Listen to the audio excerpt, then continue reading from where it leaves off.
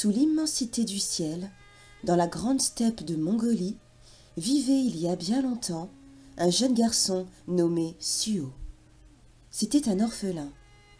Ses parents étaient morts quand il n'était qu'un bébé, et c'est Yuna, sa grand-mère, qui l'avait recueilli et élevé. La vieille femme n'était pas riche. Sa yourte n'était ni la plus belle ni la plus grande, mais tous ceux qui y entraient en ressortaient plus heureux qu'avant, car Yuna connaissait mieux que personne les secrets des plantes et des herbes, et savait faire des remèdes qui soulageaient le corps et le cœur.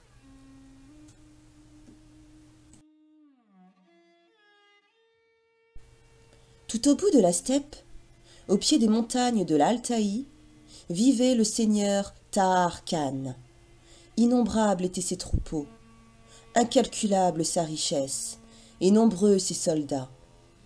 Mais sa plus grande fierté était de posséder plus de 50 000 chevaux, les plus réputés du pays.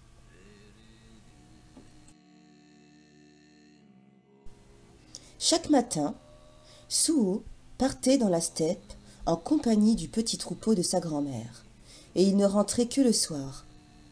Les journées étaient longues, et pour ne pas s'ennuyer pendant que ses moutons broutaient, le garçon s'entraînait à chanter.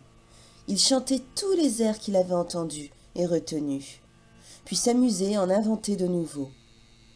Avec le temps, il était devenu le meilleur chanteur du campement, et on l'invitait à toutes les fêtes. Un soir, sur le chemin du retour, il découvrit soudain derrière un rocher un poulain qui venait juste de naître. Les poils blancs comme la neige, les yeux noirs comme la nuit. Il avait bien de la peine à se tenir sur ses pattes encore fragiles. Suo regarda tout autour de lui, mais nulle part dans la steppe il n'aperçut la mère du petit cheval. Alors, craignant que les loups ne le dévorent, s'il le laissait seul, il le prit dans ses bras et le ramena chez lui.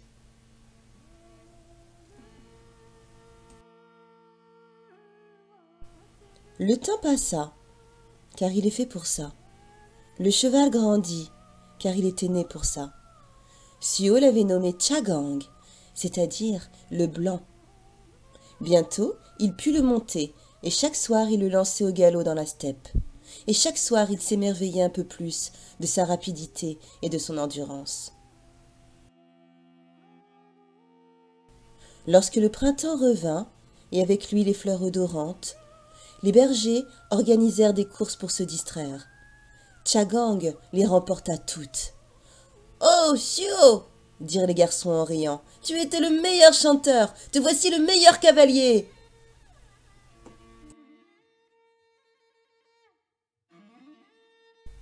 Deux années passèrent.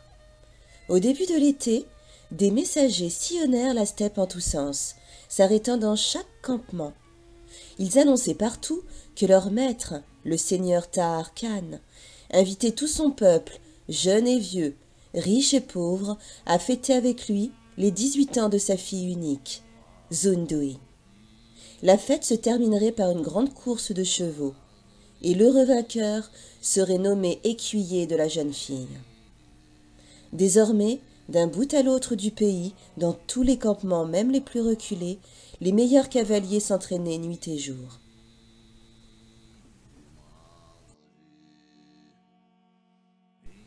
Suo, comme les autres, avait entendu la nouvelle. Il se contenta de sourire et retourna à ses moutons en chantant. Ses amis vinrent le trouver. « Suo, participe à la course. Avec Chagang, tu peux remporter la victoire. C'est le cheval le plus rapide de la steppe. » Suo ne fit que rire. Les autres insistèrent. « Suo, si tu gagnes, toi et ta grand-mère serez désormais à l'abri du besoin, et l'honneur de ta victoire rejaillira sur notre campement. Suo, participe à la course !» Suo haussa les épaules et se remit à chanter. « Suo, la fille de Tahar Khan est belle, mais on dit aussi qu'elle est généreuse. Si tu deviens son écuyer, tu feras notre bonheur à tous. Suo, participe à la course !» « C'est bon, finit par répondre le garçon en riant. « Vous l'aurez voulu, je ferai cette course, si c'est le seul moyen de vous faire taire. »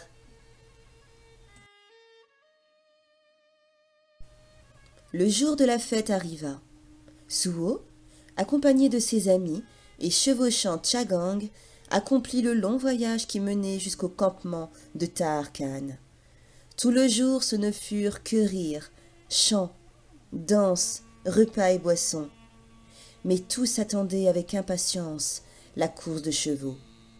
Et lorsque le seigneur, entouré de ses proches et de sa fille, Zundui la belle, s'assit dans la tribune, les cavaliers se rassemblèrent sur le lieu de départ.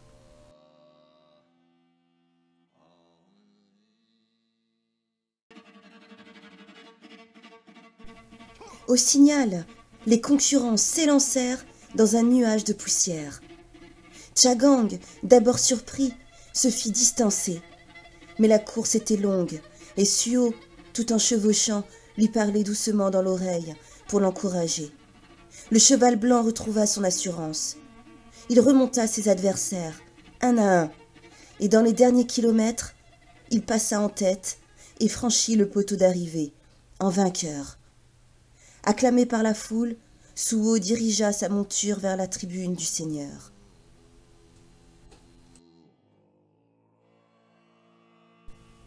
Taharkan fixa le jeune homme d'un œil froid.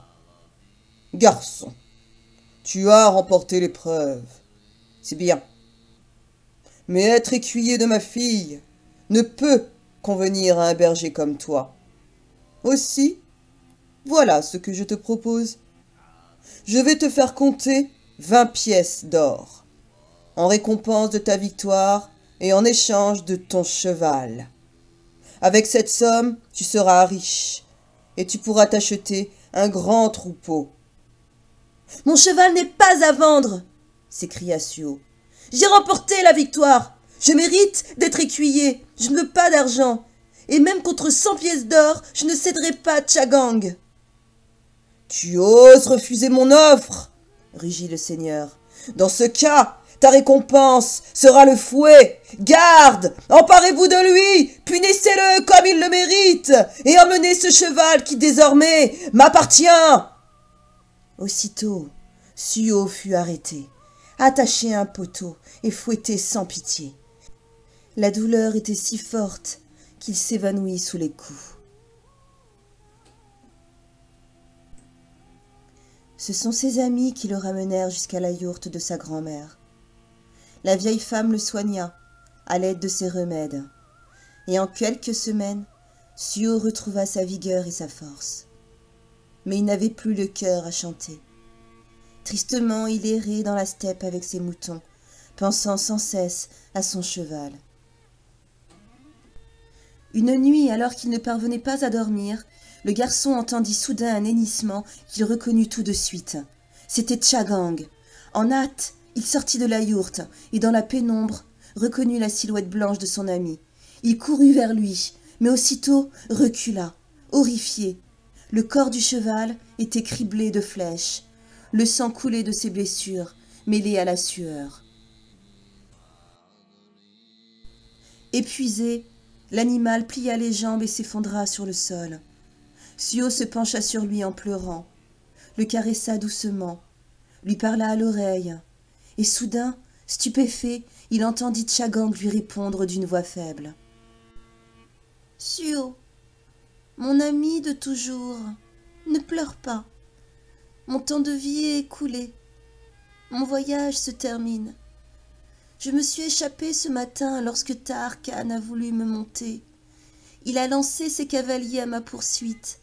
Et comme ils ne pouvaient pas me rejoindre, ils ont tiré sur moi. Mes dernières forces m'ont mené jusqu'à toi. Aussi, écoute bien et n'oublie pas mes paroles. Quand je serai mort, écorche-moi et conserve ma peau. Garde aussi mes os, mes tendons et mes crins. Je vais te dire comment tu pourras en faire un instrument de musique. Grâce à lui, je serai toujours près de toi. Et toi qui sais chanter, tu chanteras notre histoire, afin que tout le monde se souvienne de nous. » Chagang parla encore quelques instants, puis le voile de la mort obscurcit ses yeux. Alors Suo, suivit les instructions de son ami. Il fabriqua un violon comme on n'en avait encore jamais vu. La caisse en forme de trapèze était recouverte d'un morceau de la peau du cheval. Un os de ses jambes servait de manche, deux plus petits, de chevilles. Les crins devinrent deux cordes. Et tout en haut du manche, Suo sculpta avec soin une tête de cheval en souvenir de Tchagang le blanc. Avec son instrument, il devint le meilleur musicien du pays. C'est ainsi qu'est né le Morin Kour, le violon mongol. Depuis, tous les grands musiciens l'utilisent, et aujourd'hui encore, on peut l'entendre chanter et rythmer l'histoire de Suo et Tchagang.